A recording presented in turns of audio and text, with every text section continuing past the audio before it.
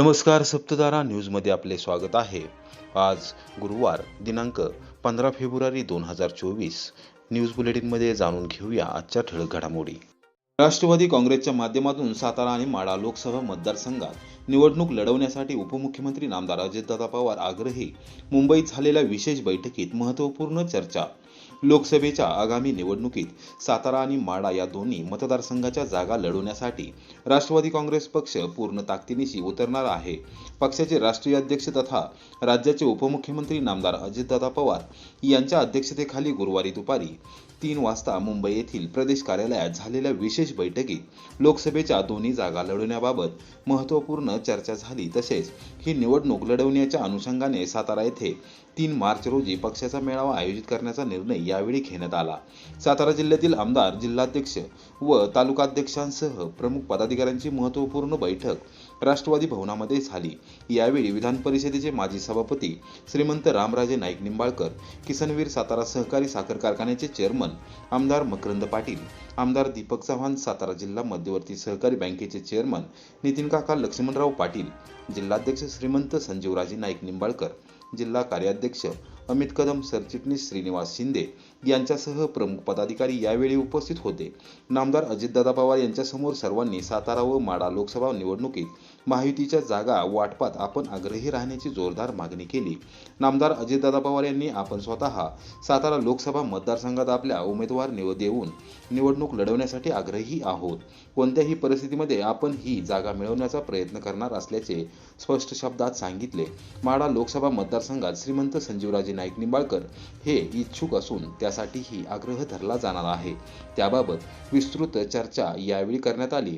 राष्ट्रवादी काँग्रेस पक्ष आणि पक्षाचे अधिकृत घड्याळ हे चिन्ह आपल्याला मिळाले असल्याने आता सातारा जिल्ह्यात राष्ट्रवादी काँग्रेसची बांधणी चांगल्या प्रकारे करण्याच्या सूचना नामदार अजितदादा पवार यांनी केल्या।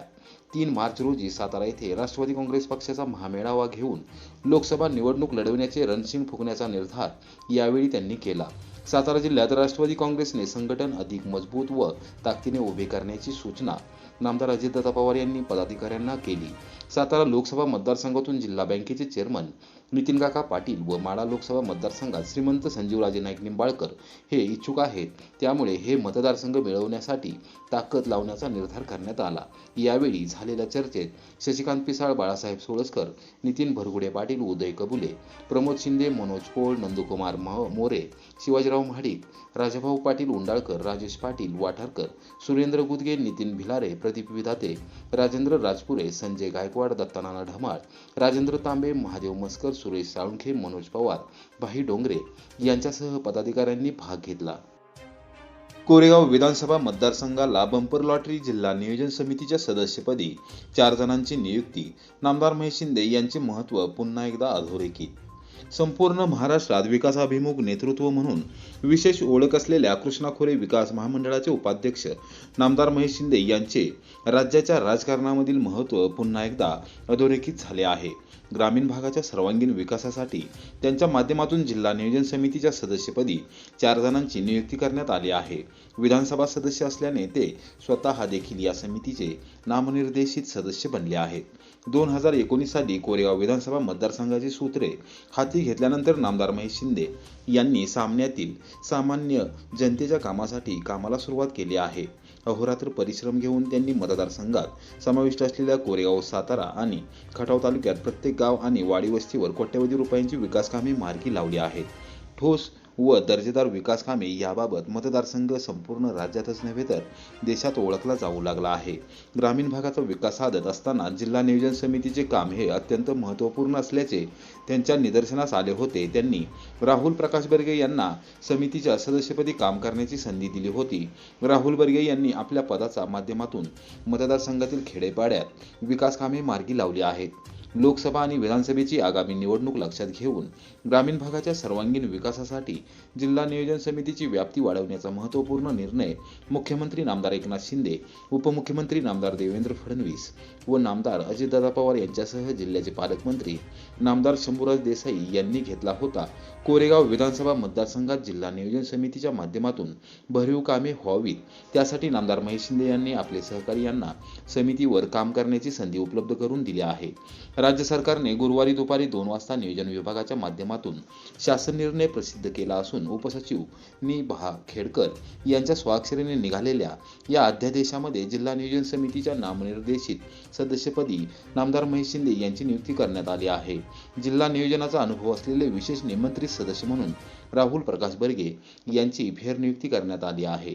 त्याचबरोबर जिल्हा परिषदेचे माजी सदस्य किरण संभाजीराव बर्गे, भाजपचे तालुकाध्यक्ष संतोष आबा जाधव, खटाव तालुक्यातील बुथचे सरपंच अभयसिंह राजे घाटगे यांची नियुक्ती करण्यात आली आहे. त्याचबरोबर या समितीच्या सदस्यपदी भाजपचे माजी जिल्हाध्यक्ष मान खटावचे आमदार जयकुमार गोरे, भाजपचे जिल्हाध्यक्ष धैर्यशील कदम, कराड विधानसभा मतदारसंघाचे निवडणूक प्रमुख मनोजदादा घोरपडे, शिवसेना एकनाथ शिंदे गटाचे जिल्हा प्रमुख चंद्रकांत जाधव, वासुदेव माने व दत्तात्रय धुमाळ, रणजितसिंह भोसले यांची देखील नियुक्ती करण्यात आली आहे.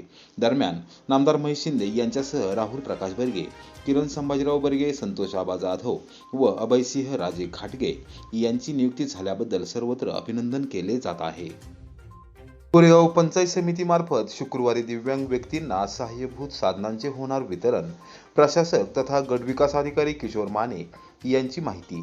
कोरेगाव तालुक्यातील दिव्यांग व्यक्तींना सहाय्यभूत साधनांचे वितरण शहरातील एकंबे रस्त्यावरील गजरा मंगल कार्यालयात समारंभपूर्वक केले जाणार आहे, अशी माहिती पंचायत समितीचे प्रशासक तथा गटविकास अधिकारी किशोर माने यांनी गुरुवारी दुपारी 2 वाजता पत्रकारांना माहिती दिली. हा वितरण सोहळा शुक्रवार दिनांक 16 फेब्रुवारी रोजी गजरा मंगल कार्यालयात सकाळी 10:30 वाजता आयोजित करण्यात आला आहे. भारतीय कृत्रिम अंग विनिर्माण निगम अर्थात अलिम्को या कानपूर येथील केंद्र शासन मान्यताप्राप्त संस्थेकडून हे वितरण होणार आहे. दिव्यांगांनी लाभार्थ्यांच्या यादीत आपले नाव आहे का याबाबत आपल्या गावात कार्यरत असलेल्या ग्रामसेवक अथवा पंचायत समिती कार्यालयात समक्ष जाऊन येथे खात्री करावी, असे आवाहन माने यांनी केले आहे. व्हीलचेअर, कुबडी, काठी आदी सहाय्यभूत साधनांचे यावेळी वितरण केले जाणार आहे. अनेक मान्यवरांच्या उपस्थितीमध्ये हा वितरण सोहळा होणार आहे. 16 फेब्रुवारी रोजी प्रातिनिधिक स्वरूपात सहाय्यभूत साधनांचे दिव्यांगांना वाटप केले जाणार असून उर्वरित साधनांचे वाटप कोरेगाव पंचायत समिती मुख्य कार्यालयात केले जाणार आहे. आपल्या नावाचा लाभार्थ्याच्या यादीत समावेश आहे का याबाबत दिव्यांगांनी खात्री करावी. दिव्यांगासाठीच्या विविध योजनांचा लाभ त्यांना मिळावा म्हणून पंचायत समितीकडून वेळोवेळी प्रयत्न केले जात आहेत. दिव्यांग बंधूंनी या वितरण सोहळ्याचा लाभ घ्यावा आणि सहकार्य करावे, असे आवाहन पंचायत समितीमार्फत करण्यात आले आहे. यावेळी एकात्मिक बाल विकास सेवा योजना आणि घरकुल विभागाचा देखील कार्यक्रम होणार आहे, अशी माहिती यावेळी देण्यात आली. तारगाव नजीक भरधाव ट्रॅक्टर ट्रॉली पलटी, रेल्वे दुहेरीकरणाचे काम करणारे 13 मजूर जखमी, तिघांची प्रकृती चिंताजनक. पुणे मिरज रेल्वे मार्गाच्या दुहेरीकरणाचे काम मसूर ते तारगाव रेल्वे स्थानकादरम्यान सुरू आहे. या कामावर काम करणाऱ्या खासगी ठेकेदाराच्या मजुरांची ट्रॅक्टर ट्रॉली गुरुवारी सायंकाळी 6:30 वाजता तारगावच्या अलीकडे पलटी झाली. या अपघातामध्ये सुमारे 13 कामगार जखमी झाले असून त्यापैकी तिघांची प्रकृती चिंताजनक आहे.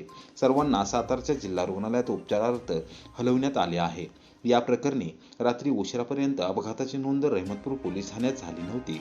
रेल्वे मार्गाच्या दुहेरीकरणामध्ये तारगाव ते मसूर स्थानकादरम्यान मोठ्या प्रमाणावर विविध कामे सुरू आहेत. त्यावर खासगी ठेकेदाराने परप्रांतीय कामगार आणले आहेत.